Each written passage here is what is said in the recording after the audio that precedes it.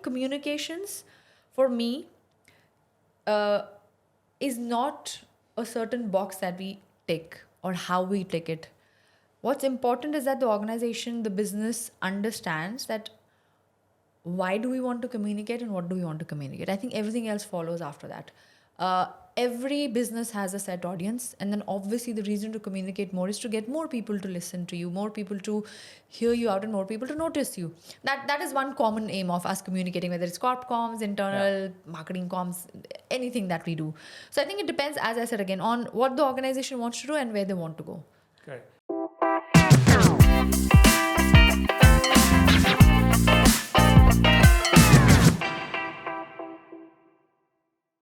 Hi Vibha, welcome to my podcast Marketing and Copy. Great to have you here. Vibha, and maybe year and a half, maybe we met around COVID time. So welcome. And I did not know you're almost like your second marriage is to Schneider Electric. Very true. Right? Maybe you love them more than a kid because you keep going back to that. So congratulations for your new position, and a couple of awards along the way in this last couple of years since I've known you. So just take us through your career so far, and tell us more about how you started off your career and where you've been. First of all, thank you so much for having me, Lijo. It's a pleasure to be here and to have a heart-to-heart chat as two marketeers, probably. And I hope your audience finds the interaction we have today meaningful. Thank you for your congratulations. Let me start by telling a bit about myself. So, I'm an Indian. I've been living in Dubai for almost 13 years now. I've been with Schneider Electric for almost 15 years. And my career span is around 20 years now. Okay. As an educational background, I studied information technology and information science, but I became a marketer because of sheer passion I had for communications. So I didn't choose the much beaten path of becoming a coder or a programmer after doing my information technology. I rather wanted to marry the two sides, the technology and the aspect of how does that make a difference to people's lives and how do you communicate it to people. And that's why I started as a content writer back in those days. This term was not there. We used to call them technical writers, right? So I started with the IT industry in technical writing, and then I moved on to a more typical industry that Schneider caters to today in terms of electricity, automation, energy, industrial segment. And thereon, I moved a bit more further to consumer marketing, channel marketing, business marketing, comms, wherein then I became part of the later on a set of people who were called the content marketers or marketing comm professionals. I have a 12-year-old daughter, and she keeps me on my toes, which she also makes me realize that, the changing pace of technology is so fast. It's impossible to really stay on track. And I'm not just talking about technology, it's about trends also that we as marketers face changing every day. There's a new disruption happening every 10 seconds. So actually, I think the value of disruptions has been lost somewhere down the line. But again, that's me, a passionate tech person talking about marketing. At the moment, I am responsible for a set of brands which are part of a larger group called Schneider Electric. The set of brands that I'm responsible for are essentially brands that cater to the minimum segment in the Schneider strategy of product positioning. I am responsible for managing the regions like CIS, Central Eastern Europe, India, Nepal, Bangladesh, Maldives, Sri Lanka, Southeast Asia, and the Middle East and Africa as well. We're talking around 60 plus countries, and I have a team of around 7 people today to support me. From a typical corporate setup to managing a set of brands that come to you as a joint venture in an organization, I had to change my thinking hat as a marketer. That could be the starting point of a conversation, Lijo, because I had to bring in more of an entrepreneurial mindset to what I did. There was a lot of learning, doing, and failing. Not a lot of set templates, not a very set direction, not a very specific prototype of marketing to follow, right? So I basically set up the marketing for these key value brands from scratch. I could not copy or piggyback the momentum that was created by the motherhood company, mother brand, because as a strategy, we were not selling together in the market. Right. So you can imagine I was like managing 2 or 3 different companies with different brand values and different strategies in the market. And I think that was the sweet spot, the challenge wherein, you had to switch your hats to see what one business wanted, what one brand was selling, what the other brand wanted to do. So I think that's where I am today. That's the exciting journey that I am that I have embarked on, and continuing to build my own disruptions on the way in this marketing journey. Yeah, it's quite interesting because a lot of people do not know the brands that and the association they have with Schneider. I'll come to that later. But first off the hook is kind of a question that a lot of the listeners may or may not know. What is corporate comms? I mean, it's kind of what role do they play in marketing? And is it something that every organization should have, and what should they be looking at in that? That's an excellent question, Lijo. And with my limited knowledge and experience, I'll try to answer that for you. So I think corporate communications, as it indicates, so a set of communications that a corporate, which is an organization, does. 10 years back, we did not have such a detailed bifurcation in comms. There was just comms, right? We had corporate comms that would manage the PR, internal comms. We didn't have employer branding at the time, so employer branding came in and became part of corporate comms. Right? And then you had marketing comms. Some organizations have it all under one umbrella. Some organizations have it split under 3 or 4 different umbrellas, right? Corporate comms for me essentially is the organization talking like a person to all the external touch points, right? It may be related to business, it may not be related to business, but it is about the corporation, it is about the organization. So basically, what do I stand for? What do I do? What do I represent in an economy, in a society? Who am I, right? It's an individual standing, but for a company, for an organization. So I think that's corporate communications, which obviously also got extended into public relations, government relations, as I said, employer branding, building those alliances or those relationships in the extended ecosystem where a business operates, where that organization operates. So this is corporate comms for me. Today, if you ask me, I mean, I told you how it all came together and where it is today. You will see a lot of organizations, corporate MNCs, for example. They will have a separate corporate comms division. They will have a separate internal comms and employer branding division, which usually goes to the HR comms part. And then you also have what we have as the marketing communication. So marketing communication talks to all these levers, touch points of communications, right? Because marketing also will tell you how you want your brand to be perceived in the market. So that direction comes from marketing comms, which then is picked up by your corporate communications team, your employer branding team, along with your internal comms teams, because we want to have a standardized story that we want to tell to everyone, internally and externally.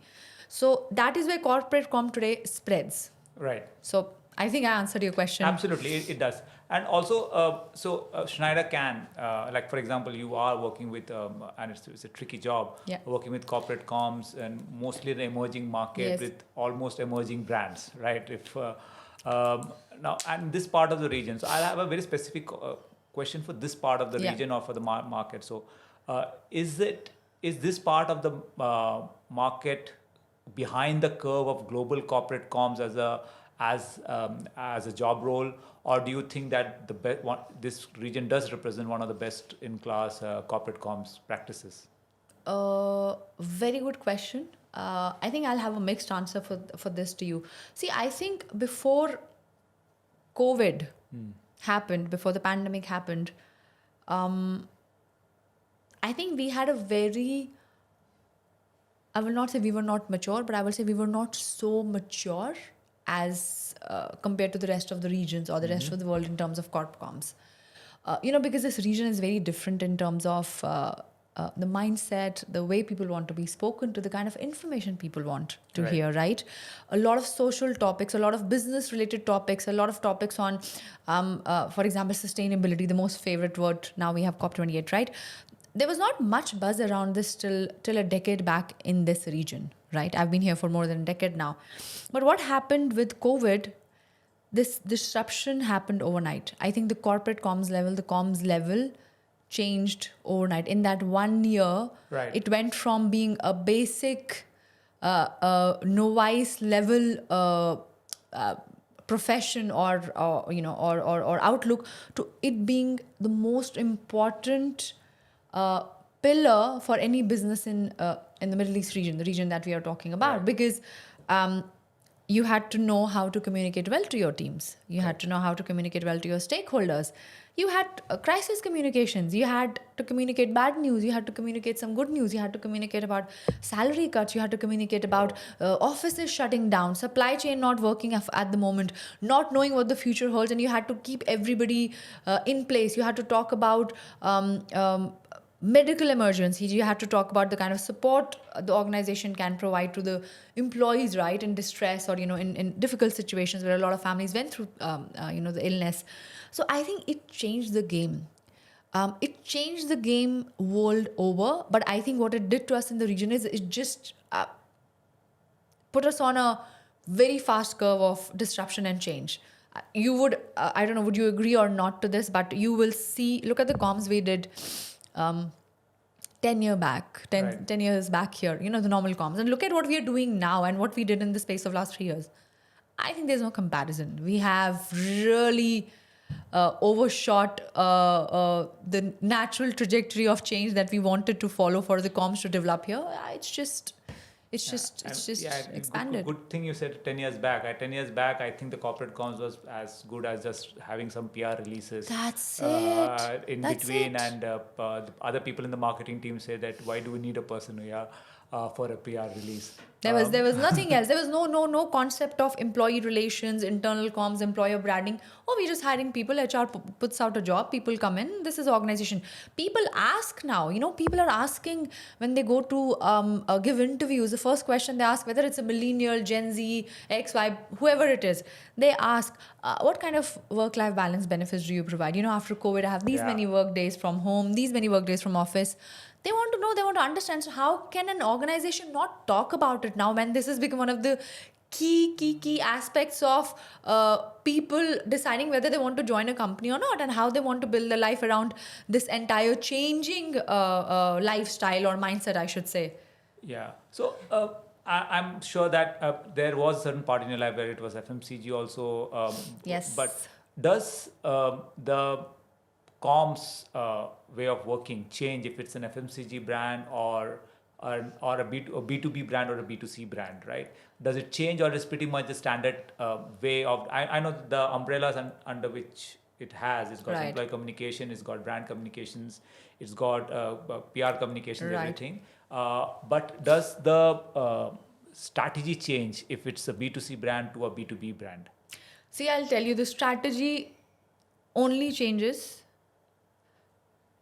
from company to company. Okay.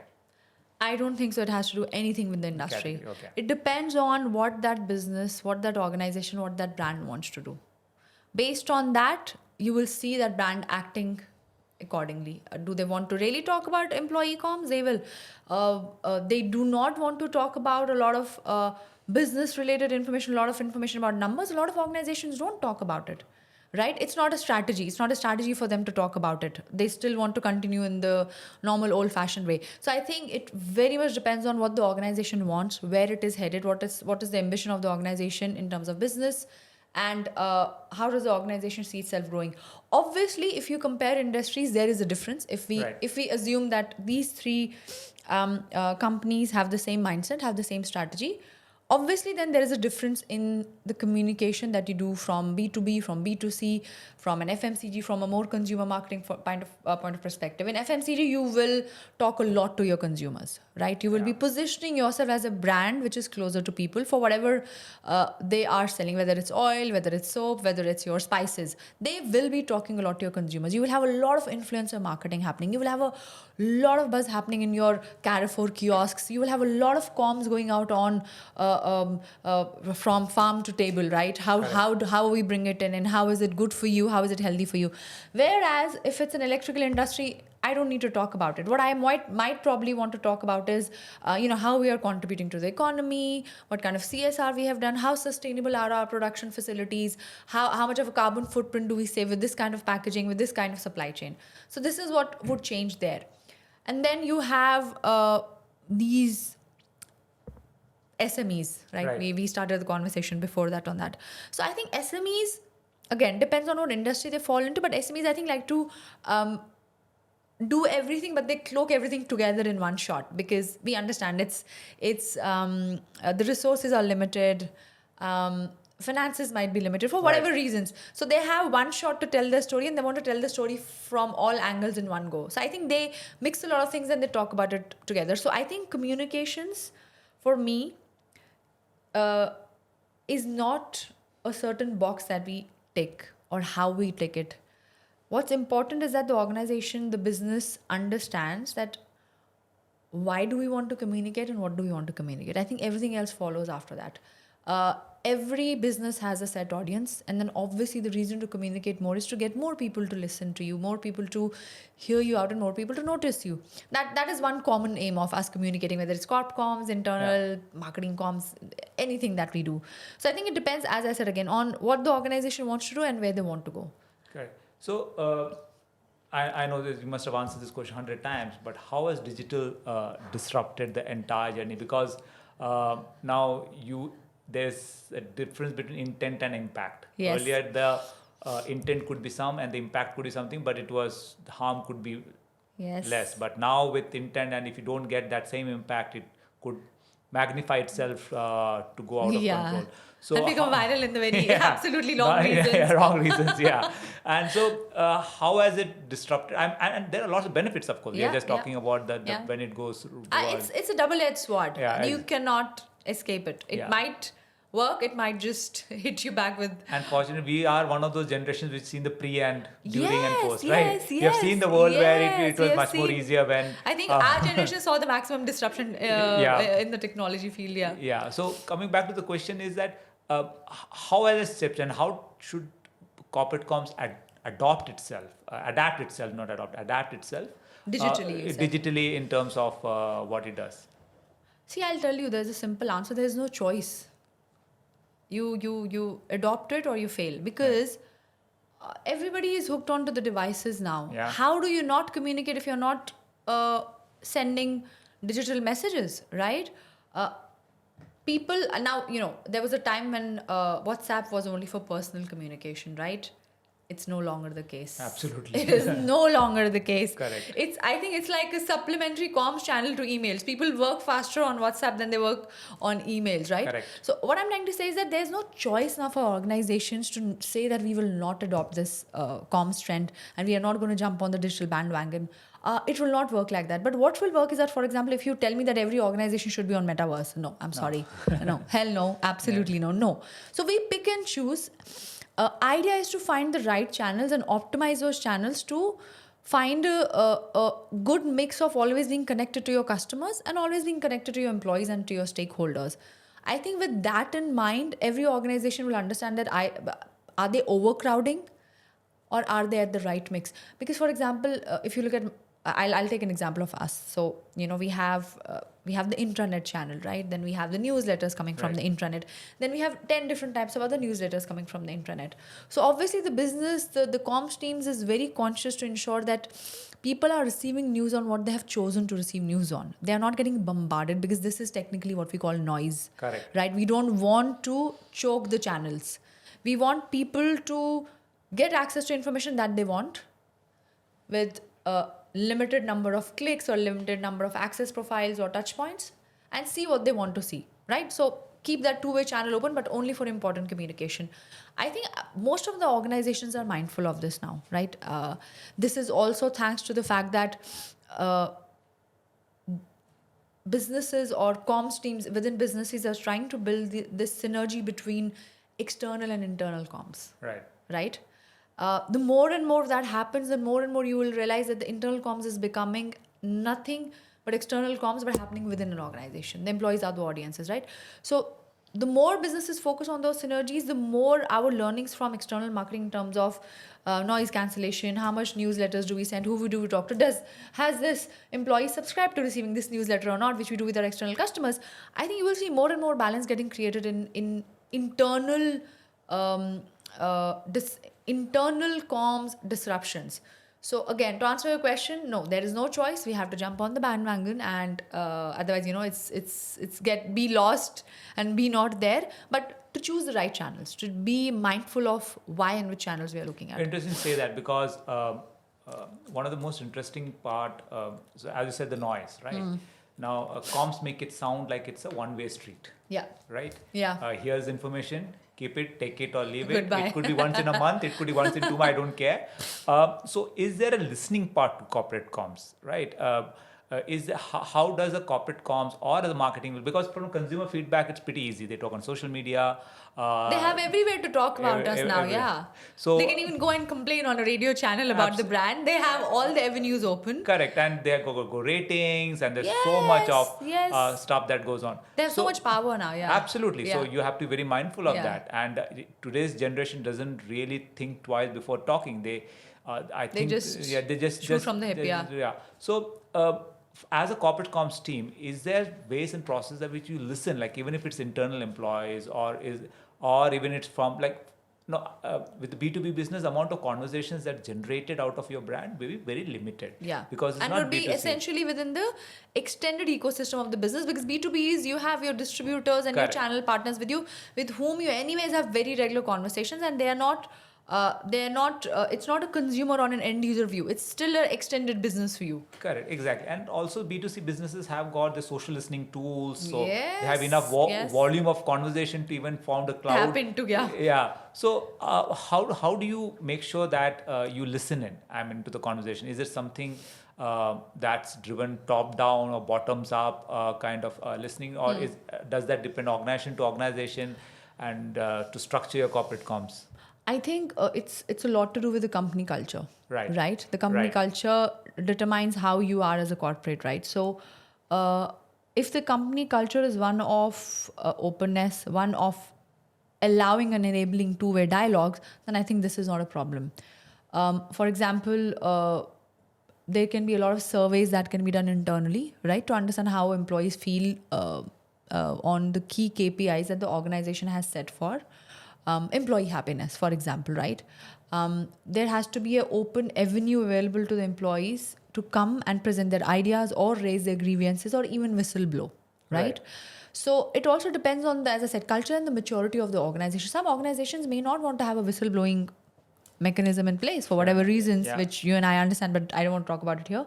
But a lot of organizations do want to have that avenue. They might have a third party on board to manage such kind of grievances, and they're more than happy to open that avenue to their employees for them to talk about this. So again, this is definitely determined by the culture.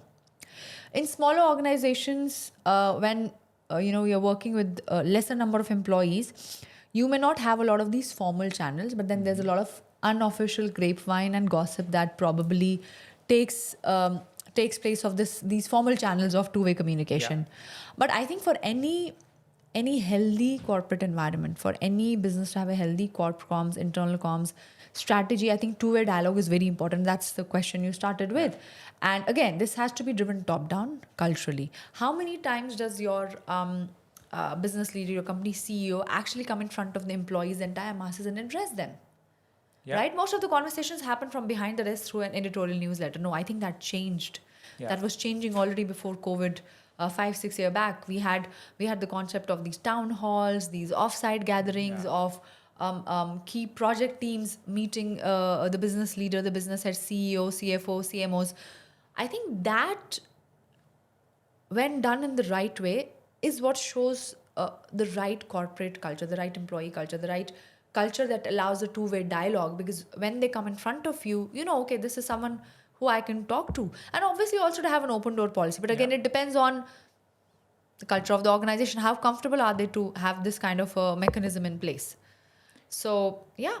So now coming to the brands that you handle right now, right? And so it's a very emerging market kind of a brand. And the purpose of and it's at a very early stage. It's almost, you can say, almost like a startup within a large corporate. Would it be fair to say that? Right. So Young brand, a very young brand. young Yeah. brand. There is not, and I can imagine. I'm sorry, I'm preempting it. Maybe not a lot of budget set aside. Yes. Said We you are have to. financially lean. We are lean in terms of resources, but our ambition is still very lofty, which is good. Which is what makes it challenging, and which makes it, as I said, satisfactory when we get closer to those goals that we want to achieve within those limited resources. Yeah. So how do you go about like a completely new brand, right? Now I'm talking to the lot of listeners out there Right. who are thinking, okay, I have never done corporate comms, right? I don't have unlimited resources, right?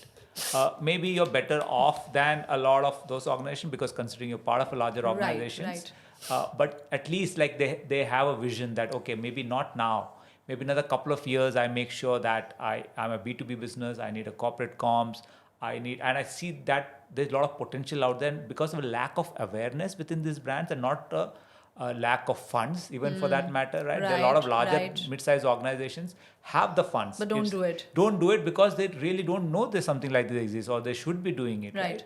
So what would be the few things that you should advise them to start off today, if they can, to start off the corporate comms division, let me just say. Yeah, I think first thing what I would like every brand or every organization to ask themselves is that what is the brand story that they want to tell? Right. If they don't know the story that they want to tell, I think it would not do justice to anything I say after this, right? So if you know the story you want to tell, then you also know who you want to talk to, right? For example, if I am I have a business of selling carpets, just taking an example, I would know who I would want to talk to: homemakers, designers, people who do decorations for businesses also, right? So I know who I want to talk to, who are the decision makers, who do I want to influence.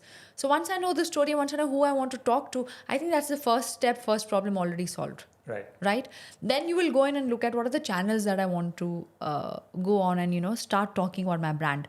Which means, is my homemaker going to be on Facebook or Insta, or my homemaker is going to be on LinkedIn? No, she's going to be on a Facebook or an Insta, right? Are my IDs, my interior decorators, going to be on Insta, Facebook, or LinkedIn? They might also be on LinkedIn, right? So you know where to go to tap into them. Absolutely. And anywhere in between, like mixed audience or other decision makers, smaller businesses where you might want to supply your carpets, you will go in and look for these businesses on LinkedIn, or you will start a database collection campaign or something of that sort. So that's the next step. Now you know where to find them, so you can take your story to them. It's like writing a letter and sending it to the right address, right? So that the right message is delivered to the right person. And I think once you have that done, once you know who you're talking to, what you have to say and where you have to say, then comes the extended part of corporate communications, which is key now. It's the engagement.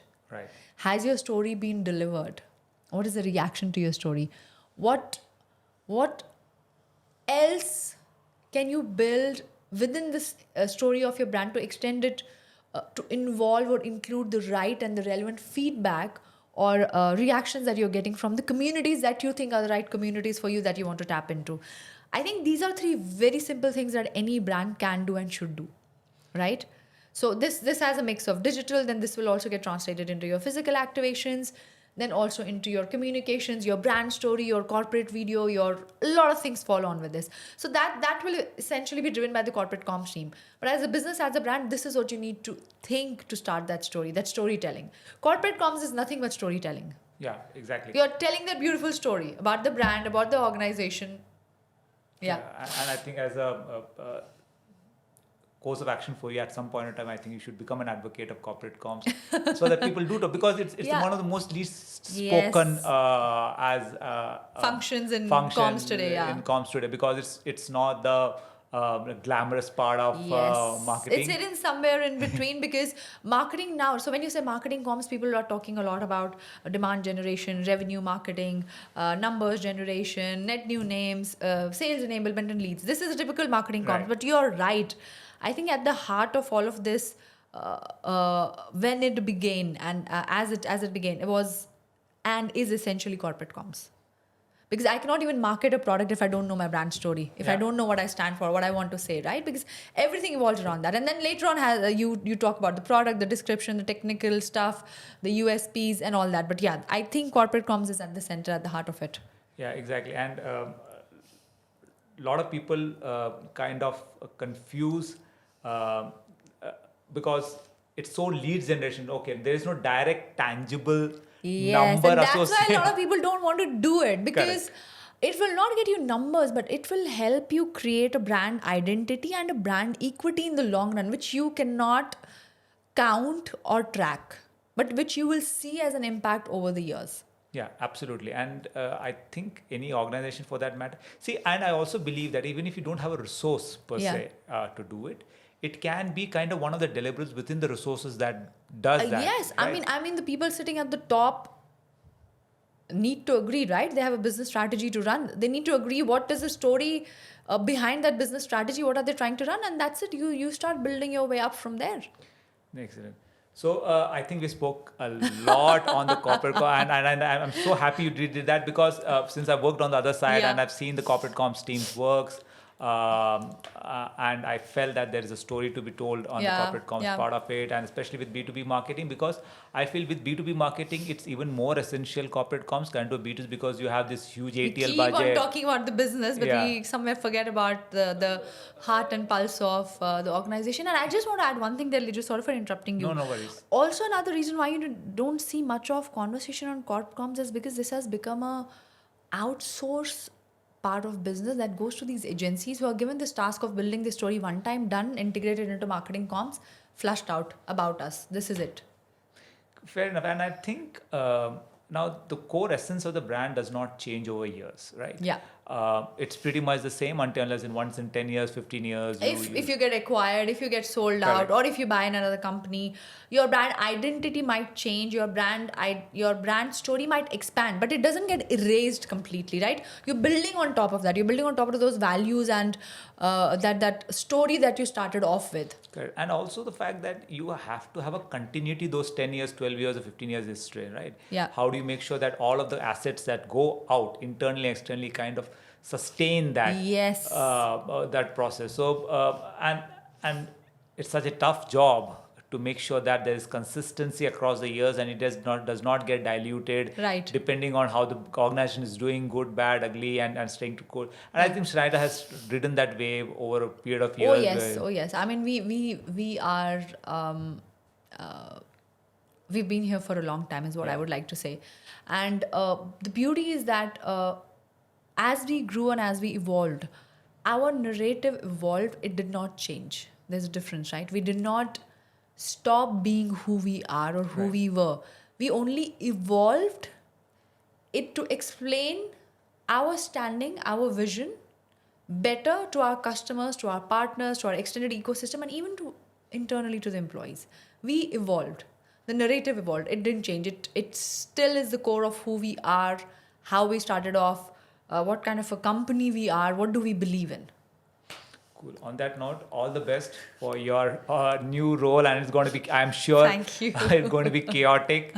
I think on multiple levels. Marketing is chaotic, you know that, right? It's never easy. Exactly. And I think with the kind of geographies that's involved and India being part of it, that brings in a huge amount of complexity by itself, right? Yes. So all the best. Thank you so much, once Lijo. again coming on my podcast. Before we sign off, how does somebody get in touch with you? Like, what's the best way? Best way is I'm available and accessible on my LinkedIn account. Please reach out, connect. I generally reply to messages within 1 hour when I receive something. Happy to connect, happy to build that network. So yeah, reach out to me on LinkedIn. So thank you once again, Vibha. Thank you, Lijo. Thank you so much. Interesting conversation. Thank you. Thank you.